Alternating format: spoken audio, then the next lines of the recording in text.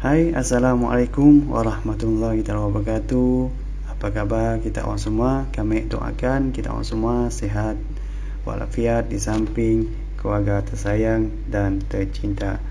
Okey, kali itu bersama dengan saya masuk kami dalam segmen Khabar dari Sarawak Plus ataupun ringkasnya KDS Plus.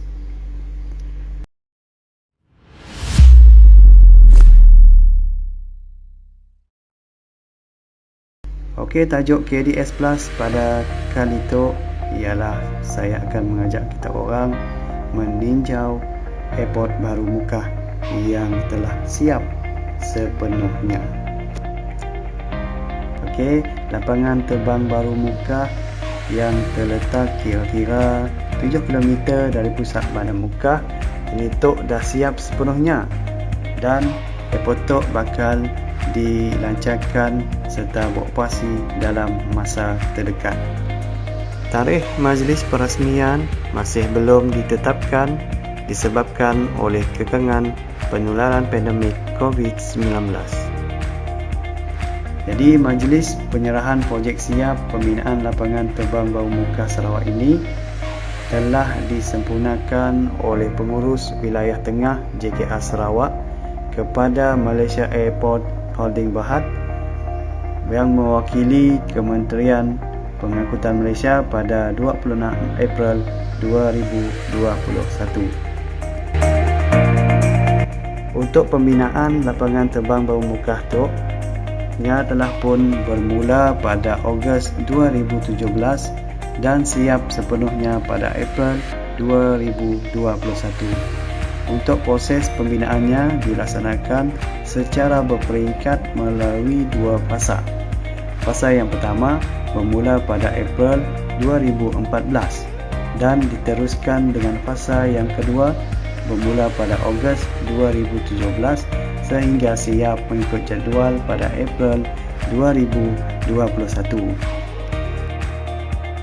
Lapangan terbang baru Mukah itu menjadi pintu masuk ke koridor tenaga diperbaharui Sarawak, skor bahagian Mukah, bagi menggantikan airport yang lama dan mampu menerima 2 ke 3 buah pesawat jenis 3C ATR 72 dalam satu masa mengikut kesesuaian dan parkir pesawat.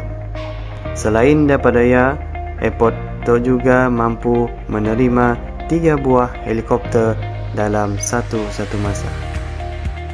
Bagi kapasiti jumlah penumpang pula, airport baru Mukah tu mampu menampung dan menerima 204 orang penumpang pada satu masa dan sejumlah 265,000 penumpang dalam masa setahun.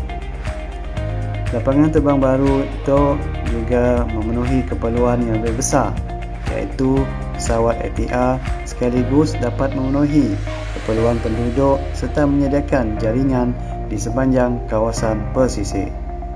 Reka bentuk bangunan terminalnya pula secara keseluruhannya sama kedak airport-airport yang lain, cuma mengetengahkan reka bentuk identiti Melanau yang ditampilkan pada bumbung menara kawalan trafik udara pihak berkuasa penerbangan Malaysia CAAM.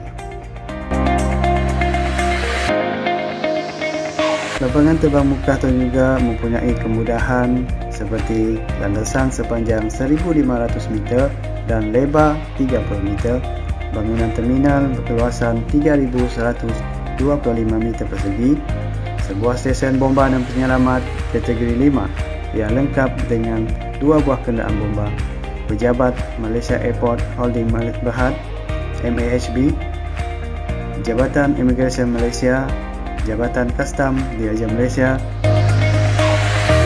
Menara Kawalan Pihak Berkuasa Penerbangan Awam Malaysia CAAM, bangunan VIP, quarters kelas D, E dan F dan stesen meteorologi serta turut dilengkapi kemudahan antarabangsa seperti tempat kuarantin. Selain daripada ia, terdapat juga tempat meletak kereta dan juga motosikal disediakan kepada pengguna yang berkunjung di airport ini.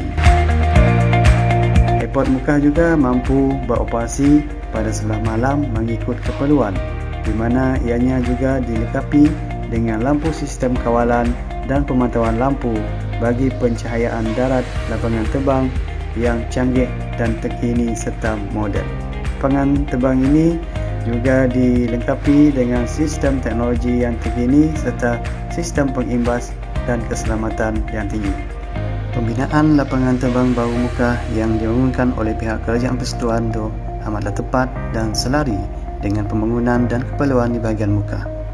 Dengan adanya lapangan terbang baru itu, ianya akan memberi satu lembaran baharu pembangunan di kawasan tengah pesisir Sarawak yang merupakan kawasan skor sekaligus sebagai satu tarikan dan mercu tanda menjadi kebanggaan penduduk Mukah, bahkan dapat menarik lebih ramai lagi pelancong dari luar untuk berkunjung ke Mukah yang terkenal dengan budayanya yang tersendiri dan makanan hasil dari sagu dan kaya dengan hasil laut.